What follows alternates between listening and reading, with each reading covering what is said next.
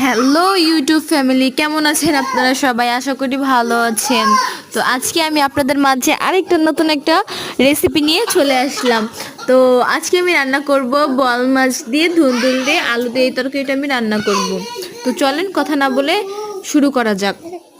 প্রথমে আমি পেঁয়াজ আর কাঁচামরিচ দিয়ে দিলাম তেলে, এক এক করে এখন দিব হলুদের গুঁড়ো, মরিচের গুঁড়ো, সামান্য পরিমাণে ধনে গুঁড়ো আর স্বাদ মতো লবণ। এগুলো ভালো মতো আমি কষিয়ে নিব। এরপরে সামান্য পরিমাণে আমি একটু পানি দিয়ে দিব। পানি দিয়ে ভালো মতো একটু কষিয়ে নিব। আপনারা আমার ভিডিও কে কোথা থেকে দেখতেছেন অবশ্যই আমাকে একটা করে লাইক করে যাবেন।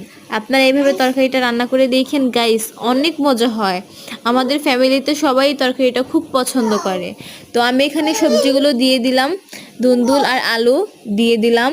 তো তারপরে আপনারা অবশ্যই ভিডিওতে খেয়াল করবেন, আমি এখানে কোনো পরিমাণের পানি ইউজ করিনি। আমার তরকারি থেকে যে পানিটা উঠেছে সেই পানি দিয়ে আমি রান্না করেছি।